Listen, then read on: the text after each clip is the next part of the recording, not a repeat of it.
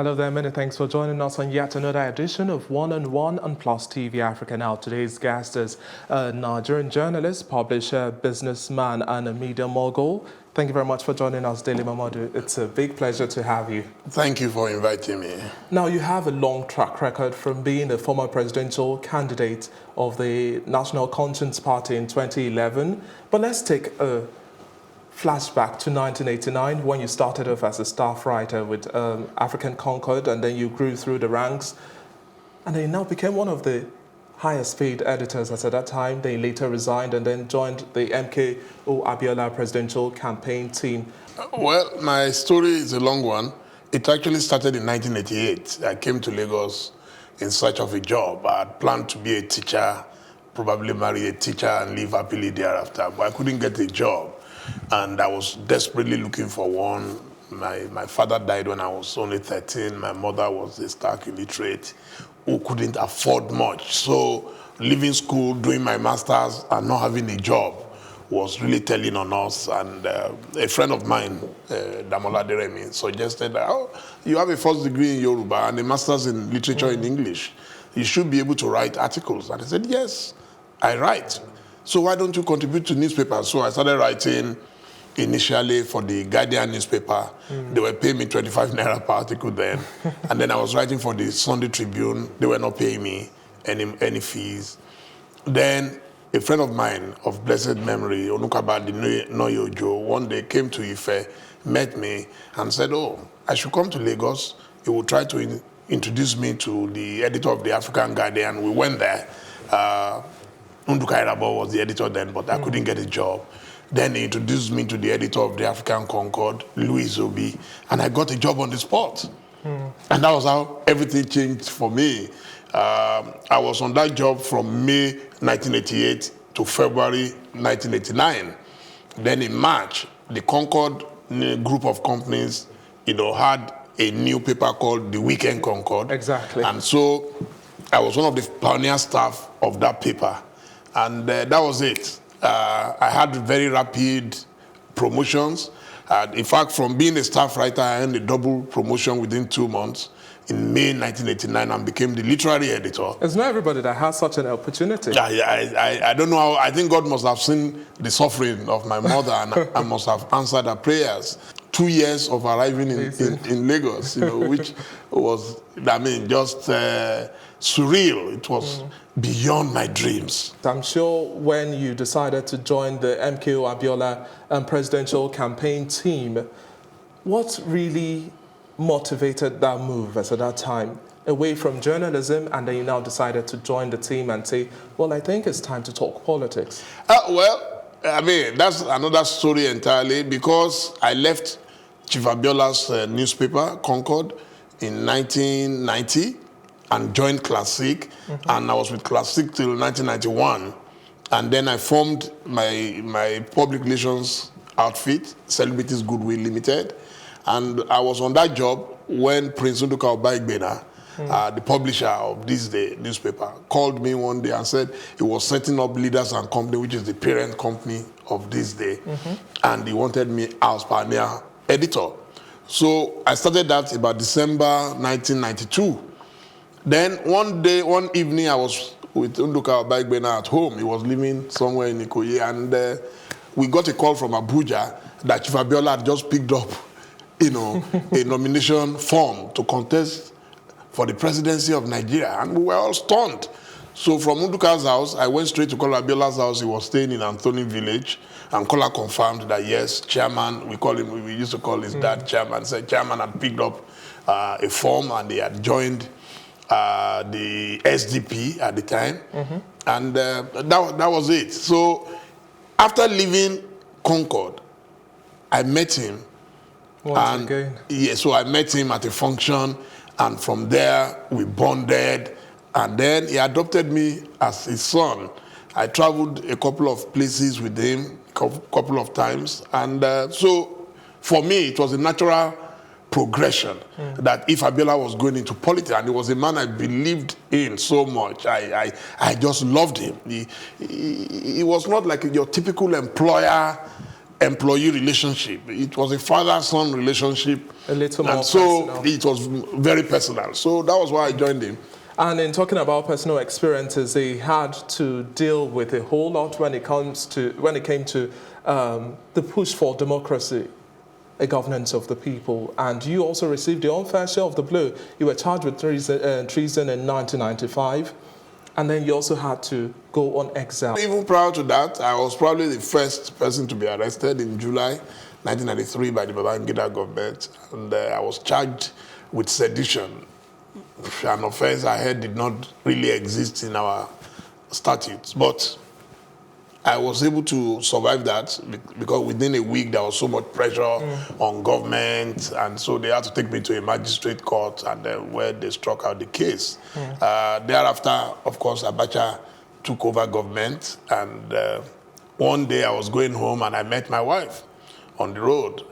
And I said, "What are you doing here?" And he said, "Oh, I was waiting and hoping that I will see you because some guys came to the house this morning to tell me that you should disappear." I said, "Disappear? Why? What have I done?" He said, "Oh, you are one of the brains behind the radio, the pirate radio station called Radio Freedom, initially, and then later changed to Radio Kudirat." And I said, "Me? I didn't know anything about it." Anyway, I took to the warning and went into a bunker like Saddam Hussein. I had to go and hide for a couple of days. This guy's like a farmer. I never planned to stay outside Nigeria in my life. And from that moment till today, my life changed completely. I couldn't go home. I never went back home. Fortunately, I had a multiple visa to Britain at the time on my passport. So I had to plot with 3 other people, co-conspirators, and they said I should disguise, just dress like I'm a farmer going to my farmland, and one of them knew the route very well from Semeboda into Cotonou, and from Cotonou I went to Lomé in Togo. From Togo we crossed the Aflao border into Ghana, and from Ghana I found my way to England, where I spent 3 years in exile. And as at that point when you had to plot, were you not staggered at the point where you just felt you were confused? You seem well calculated. Actually, after I crossed from Seme into Cotonou, I started weeping. I cried like a baby. I cried. Because one, I didn't know where I was going. I didn't know if I would get there. I didn't know when I would get there. I didn't know if I would come back alive. I had a stream of consciousness. I was just thinking about all sorts. And your family? I left my wife. My marriage was just about 2 years old, and my first son was under 1 year old. So you can imagine leaving them at 5 a.m. and saying goodbye. And my son was just sleeping sonorously and innocently, not knowing what was happening to his dad. But didn't you fear that something could have also happened to them? I thought of all sorts, trust me. But at the end of the day, I placed my life in the hands of God. Now, I also believe that you would also adjudge the June 12 election as well as one of the freest and fairest that we've had in Nigeria. But talking about Nigeria today, over the years in our journey in democracy, do you think the average Nigerian people, as we stand today, have been able to appreciate what democracy really is? Because some people say you deserve the democracy you have. Do you think we deserve what we have today? Look, it makes me very sad, especially if you're on social media and you read what these young guys write, abusing everybody, attacking everybody. You all failed us. You are all useless. You are, From 1978, as a pioneer Jambite, I joined the struggle. We were the first set of Jamb in 1978. And we never knew any peace, especially if you went to Ife at that time. That's why Ife was known for activism, So Ali must go, or this must happen, that must happen. Ife will be involved. And up to the time I graduated, and up to the time that we went into the June 12 crisis, we played our parts honorably. The democracy we have today was hard fought for. It was not an easy journey. Some people lost their lives. Some people lost their limbs. Some people lost their properties. So I would expect that we would appreciate it more and nurture it jealously. But what do you see? People still have dictatorial tendencies. And the sad part of it is that some of those who were with us on that struggle, they are the ones now oppressing their fellow Nigerians today. Well, another side will say that, well, the divides that we have in Nigeria today are being exploited by the everyday politician who comes and says, well, we'll give you X, Y, Z, just vote for us. And it's a situation of exploitation. So we don't have a strong democracy. And now in 2011, you ran for presidential seat under the NCP. Now, what difference did you think you were going to make us at that time? Well, I started from the Labour Party. I had hoped that we will be able to use the Labour Party to galvanize Nigerian workers into one serious workers' party. I went as far as going to the British Labour Party and met with a member of parliament and the law who helped us, to introduce me to the Labour headquarters in Victoria. And they were going to help us formulate policies in the area of education, housing, agriculture, transport, and so on and so forth. But unfortunately, the Labour Party in Nigeria itself was not ready for power. I even invited my chairman and said, let's go and meet with these people. And they said, oh, no, it's like we're jumping guns, we're doing... You see, I was greatly inspired by the emergence of Obama. Because people ask me, why? Why do you think? I thought... So when I see people today shouting, we're not too young to run, we are ready to run. Ready to run to where? We went through it. Maybe we were ahead of our time. Fela Dotoye came to see me the other day, and I sat him down and told him the gospel truth, that look, I love you, I will support you, but trust me, there are only two parties that can win presidential election today. You go to America, you go to Britain, you go to France. Once in a while, you have a Macron that will just emerge like thunderbolt from nowhere. But that is once in a blue moon. Nigeria has not reached that stage yet. So is that what explains your loss in 2011? Oh, definitely. I think it was a mistake. If tomorrow I decide to run, I will have to join one of the two mainstream parties. Any of my friends now, even when Donald came to see me, I told him the same thing. I said, I love him to bits. For me, he was my #1 candidate. So should I assume that your stance is that, well, the smaller parties have to join the bigger ones to form a coalition to no, have they don't have to impact? No, even if they form a coalition, it's not going to be that simple. They can contest for other positions. You can be a senator, you can go forget to about the presidential but seat. the presidential one, no way. That one, I'm very sure, no way. That's quite. I won't stop them. I won't discourage them. Even there are people, I have the little contribution I can make, I've made my financial contributions, but I believe that the small parties should exist, but they don't all have to be presidential candidates now. Now, another mystery that so many people try to unravel is when we would have a change away from the situation where we just have two strong parties having to tussle it out, because year in, year out, we say we have a democracy and we have over 91 political parties, and we're still not experiencing a keenly contested situation apart from these two parties. So when will the narrative change? There is no country in the world where a proliferation of political parties has helped the process. Eventually they become distractions because they are just too much, they are unwieldy. You can't even imagine you have a ballot paper with 98 names on it. It doesn't make sense. But do you think the two main political parties in Nigeria now have clear-cut ideologies to move? No, not yet. Forward? It will take time. Not yet. They are the same. I mean, that's why when people say we are with APC, support Buhari, we're with this one has sins. And no, the reason they can crisscross is easily is because they have similar ideology, they have similar attitudes, they have similar policies, and they have similar, how will I put, incompetence in their DNA. So does that also explain why you were supporting the Buhari government? Because you were a prominent voice for the 2015 APC presidential candidate, who is now the president. And then the tide shifted, and then we had you supporting Bukola Saraki. No. You see, that's another problem I have with social media. Anybody, I don't know whether to call it fortune or misfortune, anybody I interview, they will say I'm supporting. That is the quality of education that we have in Nigeria today. The job of a journalist is to talk to everybody. On a single night, last year, I spoke to Atiku, I spoke to Kwankwaso. So will you now say I'm supporting Kwankwaso and Atiku at the same time? Same night, I left Atiku's house in Abuja and went to Kwankwaso's house in Abuja. You see, the thing is, there are certain things I admire in politicians, in leaders generally. And anybody who has followed me will know that I admire Bukola Saraki. People abuse him every day. People don't know him. People abuse you in Nigeria based on perception, but I call it misperception. You know, and anybody who defends him, then automatically Saraki has bought him. If that's how they buy people, I'll be one of the richest people in Nigeria today because I've spoken to virtually everybody. Well, the conversation continues in just a moment with our guest today, Chief Dele Momodu. We'll be back in just a moment.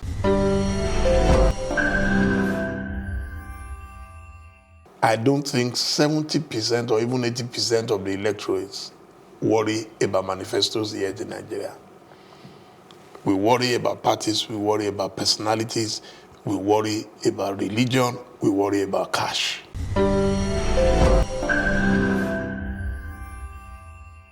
Glad to have you back, and if you're just joining us, you're watching One-on-One on Plus TV Africa, and today's guest is no other than Media Mogul and Ovation Media Group Chairman, Dele Momodu. Thank you very much for joining us once again. Thank you, David. Now, we had an interesting conversation talking about your history so far, what makes you Dele Momodu of today.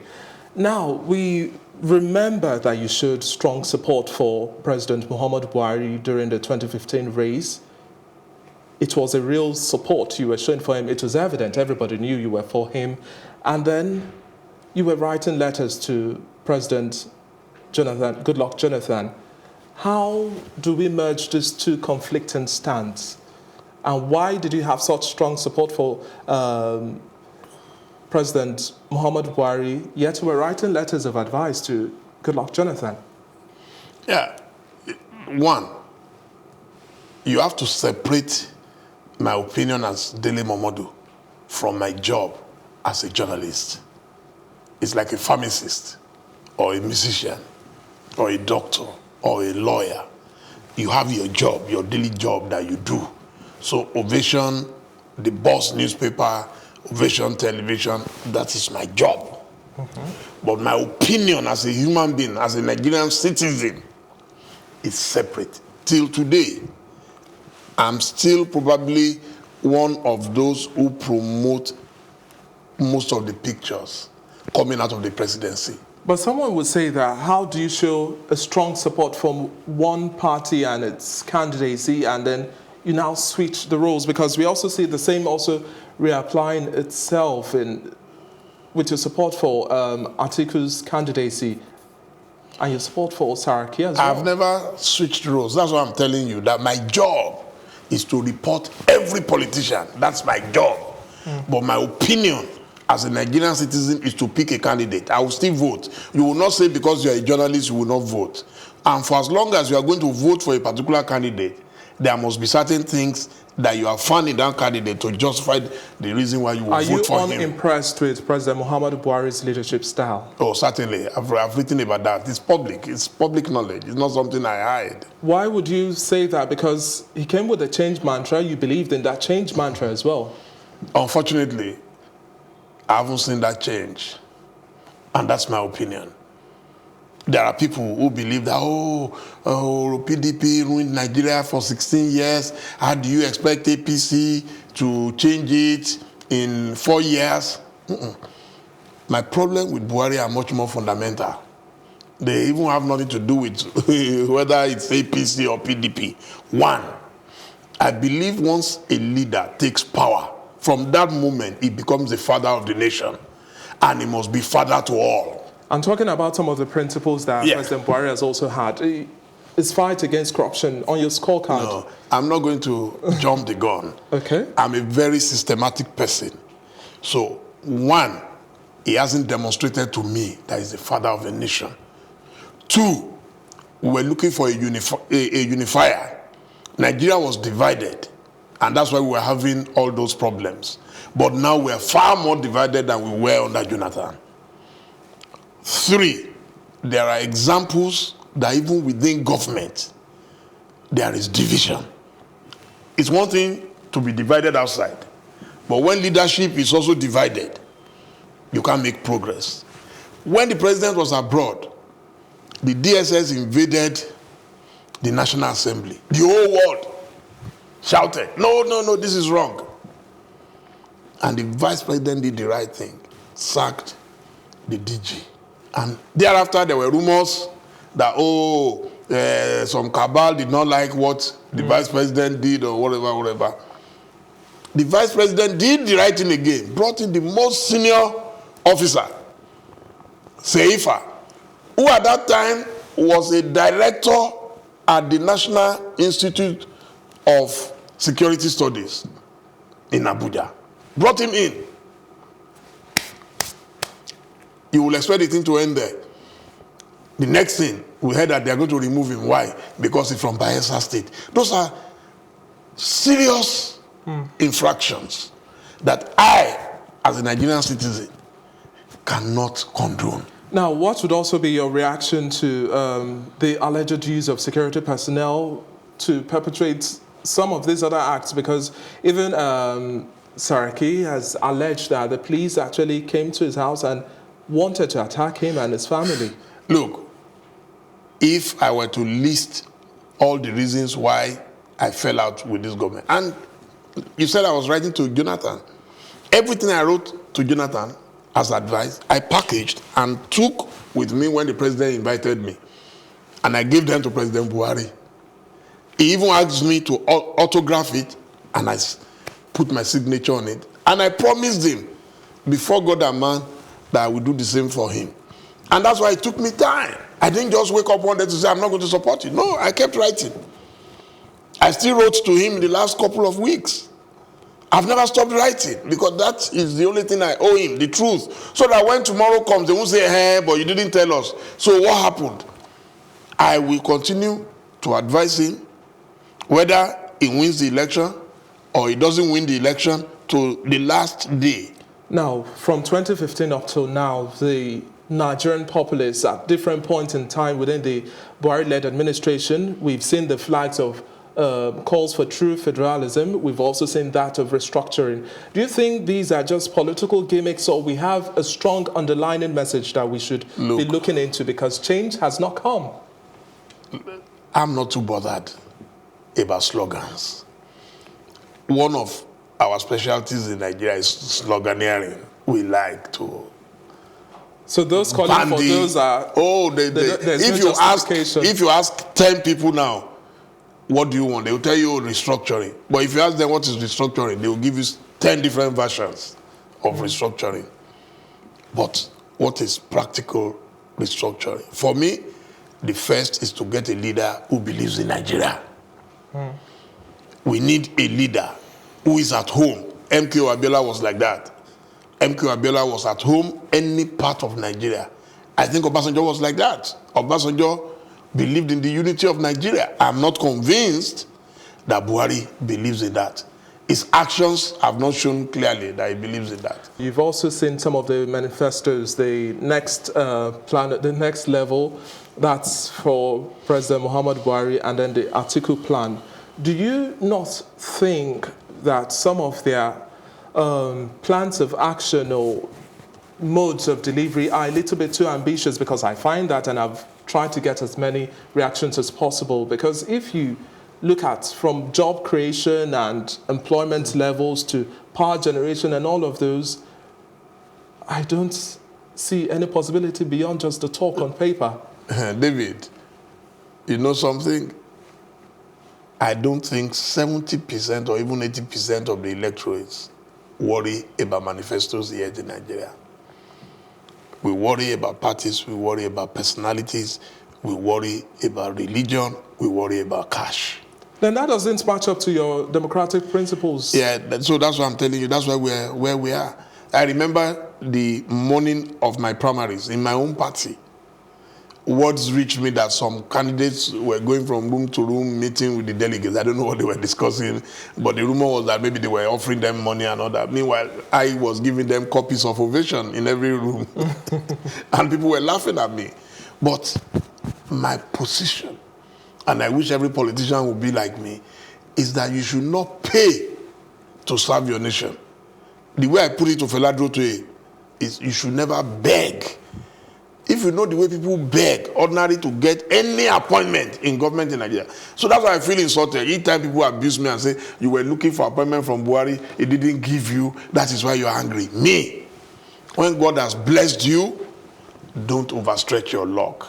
The next president coming into power, how soon would you expect that he starts having his cabinet in order to redirect the steps that some people have said, well, we've lost our track? So how soon do you expect the next president to have? The next president must hit the ground running, whether it's Buhari or Atiku or Obiese Kwizili or Feladro Toye or Mogalu or any of them. You must start from day one. But Baba Gosla said that, well, the system is slow, that's why it's also moving slowly. Your job as a leader is to galvanize people into action. Your job as a leader is to lead in the right direction. If you live well, if you lead well, your followers will understand your mission and your direction. Now, let's also look at youth involvement in politics in Nigeria today. You started off as a young man from being a journalist to an active politician and running for presidency and a whole lot more. Some people have said, well, the youth of today don't have a clear sense of what they want, so they cannot even ask from the political elite to deliver. What should the Nigerian youth in Nigeria be doing today, especially when it comes out to voting and electing the next leader? Because 2015 was keenly contested, but 2019 seems to be even more of a greater issue of concern, because we've seen change, and change doesn't seem to look like what it's... You see, again, we go back to the negative. The reason it seems the youths are not making any headway is simply that the youths truly form about 70% of the electorates. But 70% of that 70% are stark illiterates. 60-70% of that 70 have no jobs. They have no experience. They have no exposure. Even if tomorrow there are jobs available, they are not employable. And that's why I liked what I saw in Ghana under President John Dramani Mahama. He said, instead of people going to read law, read medicine, read everything, why don't we have more technical schools? So that if you are looking for carpenters, Ghana will have the best carpenters in West Africa. If you are looking for bricklayers, Ghana will have the best bricklayers. If you are looking for people to do your POP, the artisans in general, that's the direction I think Nigeria should be going. Now, everybody goes to school, you read psychology. So who's going to employ you? You read law, you have saturation already. So, if I will advise government, and if the president of Nigeria will borrow that example, and train our artisans to the level, because there are jobs. It's not as if there are no jobs, and there are opportunities, but people are not qualified for those jobs. If you think of something original, you will find something to do in Nigeria. But anybody who is waiting for government to feed them, to employ them, and do everything for them, it's like waiting for Godot. Are you optimistic that we'll have a strong democracy in Nigeria sometime soon? Oh yeah, if we don't give up. But I want my children to come back to Nigeria and be able to live in Nigeria. Today, we have a lot of skills. Nigerians are among the most brilliant human beings on earth. I'm praying that a lot of our kids who are abroad today will be able to come back and find something to do in their country. It's been a pleasure speaking with you, Chief Dele Momodu, and hopefully we have the dividend of democracy reach our hands. We've been talking about politics and the way forward in Nigeria. We've been speaking with Chief Dele Momodu, the chairman of Ovation Media Group. And do remember to follow us on all our social media platforms at Plus TV Africa for all of the latest stories and stories making the headlines definitely, and other conversations that will interest you. Thanks for watching.